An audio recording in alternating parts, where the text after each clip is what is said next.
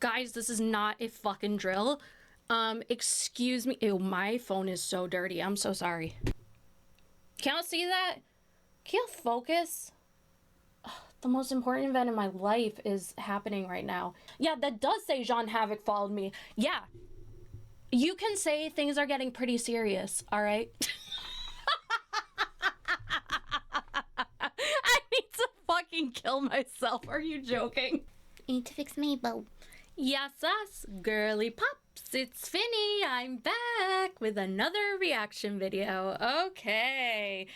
My my anime husband followed me on Twitter. It's amazing work for me. And during that time, Amber decided to upload. Pookie, I thought you were taking a break. What's going on? We're going to watch today's video, which is titled, I'm about to switch things up drastically. Weigh in episode 6. We're going to switch things up to one of her other things on the cycle chart. Okay. Hey guys, welcome to a new video on Wednesday weigh-in. I'm sure you guys were not expecting that because I said I was going to take a break from YouTube. I did take some time to reflect, and I literally just had my live stream like an hour ago. And with their opinions mixed with mine, which I was already thinking this, I think what's best for me in this moment is to continue making content. Plans obviously can shift as circumstances she needs and money. change. So I'm not going to promise anything. I'm not going to promise the schedule I've done for 6 weeks. Because you cannot keep up with it at all whatsoever. You had so much fucking shit to say about Salty Crap. Oh, she only uploads twice a week. Well, she has a family and probably a job outside of YouTube. I mean, like, you have so much shit to talk, and honestly, you can't even keep up with your own promised schedule to your viewers. Okay. It's what I like. It's what I've been enjoying. I have genuinely loved the schedule so much, and I know so many of you also have as well. Oh, you so thank you for that. loved But I'm here it? now, and I'm present, and here's weigh-in number 6, you guys. So let's get straight into the 5 questions. How fast can cellulitis happen? So by the time you come in contact with whatever gives you cellulitis versus when it spreads, it could take anywhere from a couple hours to a couple days. I've had times, like recently, where it just took overnight, and there. But you didn't have anything on you. You, like, didn't have an open wound or a sore or anything like that. Okay, Amber. There's been times in the past where it literally took 5 days. So it really just depends on the situation, but sometimes it could spread extremely rapidly, really quickly, and that's why I make sure to get it handled fast. She's looking up on ChatGPT. Like, don't listen to anything she has to say about anything medical related. Go look up, like, the National Institute of Health or things like that. What else? The Cleveland Clinic. But, like, any of those are more, you know, they're reputable sources. They have peer-reviewed journals and whatnot. She is absolutely not the source to go to for anything at all. How many times have you ate inside of a restaurant in the last month? Twice. I went to a Mexican restaurant with my mom and my stepdad about 3 weeks ago. And then I went to a Chinese restaurant with my mom and my friend over a week ago, I'd say. I don't really eat much inside of restaurants. Like, if I'm I saw what you ate at that Chinese food restaurant. Are you kidding? That was quite a bit. ever eating out, it's usually just like a lame meal from bingo. That's why I never really cared about making my goals about eating out of my home, more so about the delivery to my home, because that's where I have an issue. But I'm telling you, the food at bingo kind of sucks. When were you diagnosed with lymphedema and lipedema? So in 2022, I went to a specialist. So that's when I was diagnosed. It was a very embarrassing process. I had to literally take off my clothing. The specialist was all up in my legs, teaching me how to do of course the massages, and teaching my girlfriend at the time, which was Feline, teaching her how to do the massages if she ever. Isn't it funny how she doesn't do any of this shit anymore? Nothing. Like, she doesn't do dry brushing. She doesn't do lymphatic massages. She doesn't wear compression. Like, and then she comes on here and she's like, I am so swollen. Like, no shit. You're not doing anything to help yourself. Ever wanted to do them, and it was just very embarrassing. A lot of poking, a lot of prodding, and I'm telling you, it hurts. Like, the lymph massages that you have to do to, like, move the fluid through your body. She was like, you're gonna hurt the next day, even after this one massage. Yeah, duh. Yeah, I didn't believe her. And oh my God, I hurt bad. Yeah, it's any sort of, like, massages that have to do with, like, deeper pressure, you're gonna be sore the next day. Like, even when you go for, like, deep tissue massage, they tell you to, like, drink a lot of water and you're probably gonna be sore. Sometimes you can even get petechiae from it, like the little broken blood vessels. They're like little red spots. You can get that from these things because it's just, that's what happens. They're little, like, burst capillaries. So I'm not surprised, but that's also why she doesn't do this shit anymore, because she can never be in any sort of discomfort at all, ever. an easy diagnosis when it's like super obvious, especially to a specialist. So I saw the specialist a couple times and I learned a lot of things, a lot of tips, a lot of tricks, a lot of things to help with it because it's not curable. Don't use any of them the rest of my life. If she had taken it seriously early on, she would have had a possibility, not for the lipedema, but for lymphedema. She could have possibly reversed it. There's like 3 stages. I just looked it up. There's 3 stages to lymphedema. And if she caught it in, well, if it was in stage 1, it could have been reversible, but she can't reverse it now. It's way too late. Definitely. So it is something she will have to live with her entire life. And it's unfortunate because she did it to herself. Is it true what Beck said when they said you lied about your past What I Ate Today videos? So since I've been on YouTube, which I've been on YouTube for 11, 12 years now, I've done hundreds of What I Ate Today videos. And every single time I go into a What I Ate Today video, it is never to deceive anyone. Whether it's... Well, you do.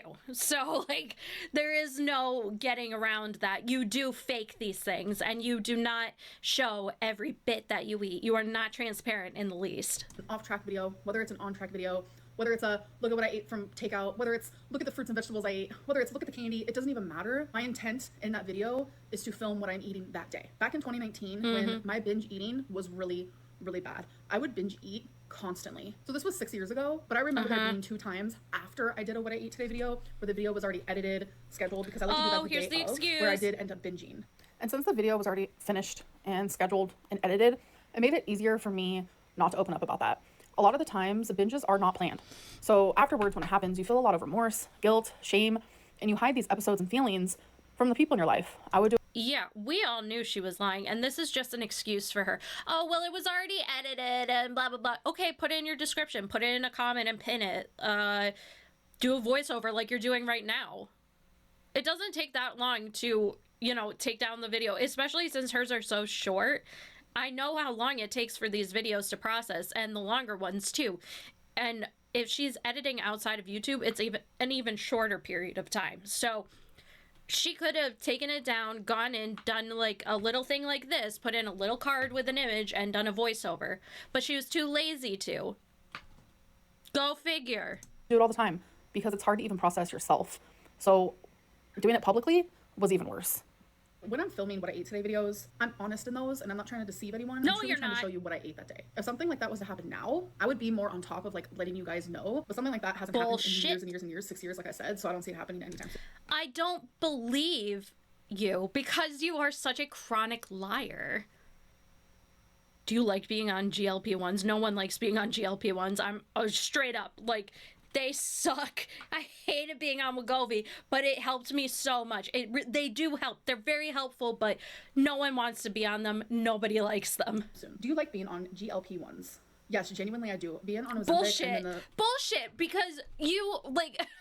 You complained the whole time that you didn't feel good. Then you complained that, oh, it's not working. And then you gained weight or lost this very minuscule amount of weight. Like, the whole time you complained about the GLP-1. And then you were like, oh, I love it. But I'm so nauseous, you guys. But it's not working. I'm just, like, eating so much. It's not working, but I'm so nauseous. That's what they do. They make you nauseous. Hello? Like, you complained the whole fucking time you were on it, and, like, and kept saying it's not working when it was doing its job. Compounded semaglutide, it genuinely made me feel so much better. Like, yes, the side effects suck, but, like, I was losing weight. I wasn't constantly thinking about food. In my opinion, GLP-1s are a really good option for people who are struggling to lose that, like, initial weight. Oops. I was struggling so hard to lose the initial weight, and also I had, like, stretched out my stomach. There's no getting around it. I just did. And I was always hungry, and it really, really sucked. So when I went on Wegovy, it helped me not eat. Like, I wasn't really eating. That part sucked, but it helped shrink my stomach back down, and I was able to continue that. Even off of it, I'm able to continue sort of the habits that I got into while I was on Wegovy. I am eating, like, a little bit more, but that's because I have an appetite again, and it doesn't make me feel terribly sick.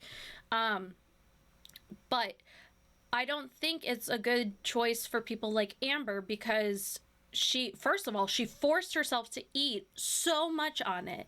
Like, you're not supposed to force yourself to eat. It can make you very, very, very sick when you do that. And she was feeling that really bad because she kept overeating. And she doesn't keep up with the sort of like, okay, once I'm off of it, I have to continue. Because, like, you can either stay on it, you're kind of on, like, a maintenance dose for however long, or you can come off of it.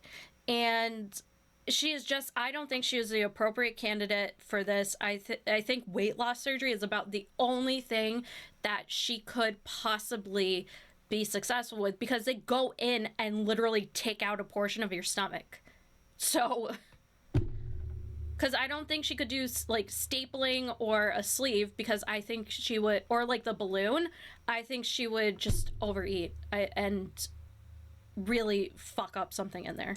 I hate food. Like, I get it, I'm fat, but, like... You do. I think you do hate food, actually. With the slop you eat, the fucking farm trough slop, yeah. 50% of the time, it's like, I hate food. The other 50% of the time, I love food. Like, I'm just like a walking contradiction. But during those moments where I hate food because I feel like it controls me, you're so GLP-1s take away that control. And it just feels amazing. I'm actually interested in going on a GLP-1 again. Yes. Oh my God, no.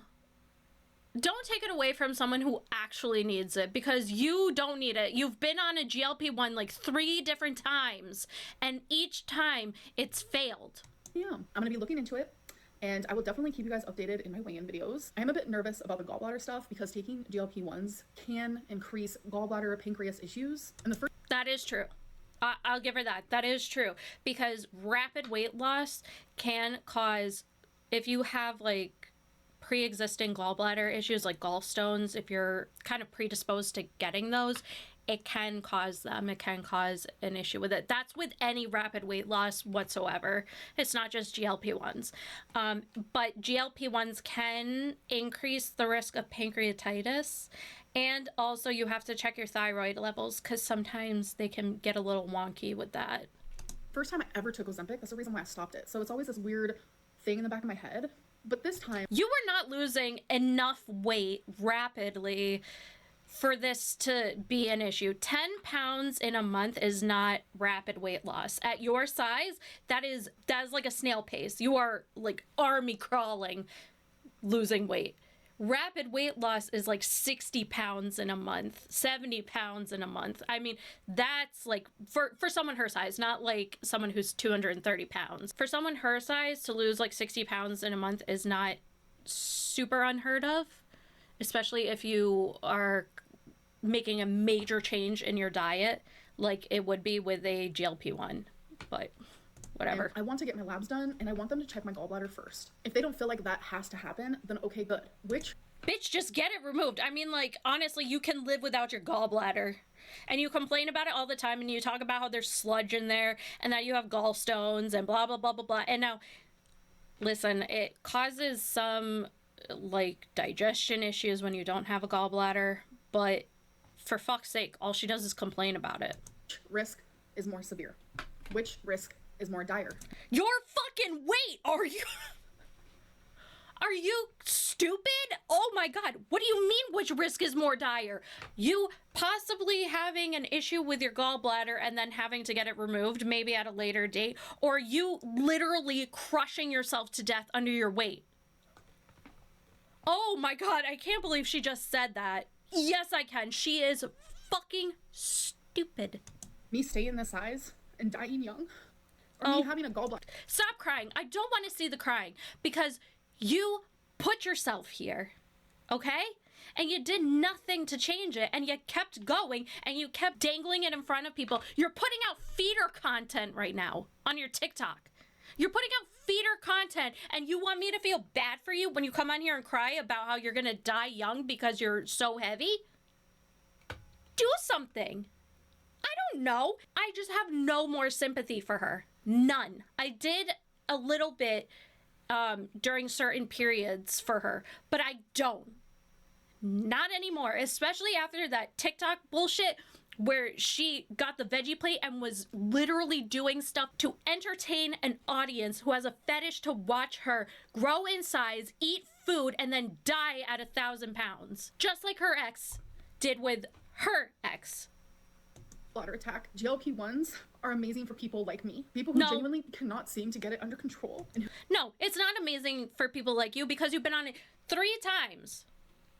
And you couldn't fucking do it any of those times. Or 2 or 3 times, sorry. Sorry, if I say something that's just a little bit wrong, she'll say that I'm a fucking liar. So you've been on it 2 or 3 times, and you couldn't get it together. You ate the entire time so much that you make yourself nauseous. And I understand, because I've been on one, that nausea kind of comes as a package deal with GLP-1s, but it doesn't have to be this overwhelming, nasty feeling of nausea because you're overeating. You can't get under control. That's why people are telling you to do inpatient. It's why people are so pissed off that you just totally squandered your chance at getting weight loss surgery, because that's pretty much the only option you have. Because you cannot control your eating habits, even on a GLP-1 that makes it so you don't eat.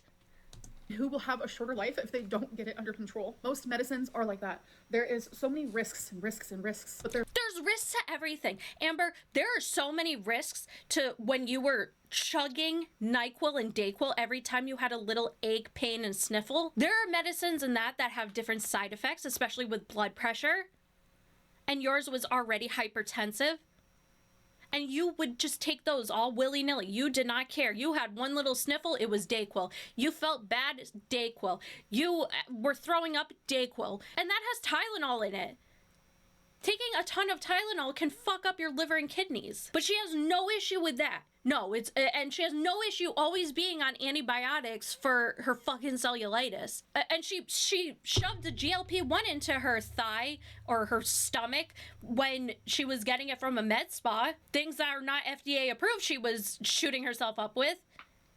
But she draws the line at this again, and also draws the line at psych meds. Make it make sense, because I don't understand from like someone who works in pharmacy and also just as a human, I don't understand.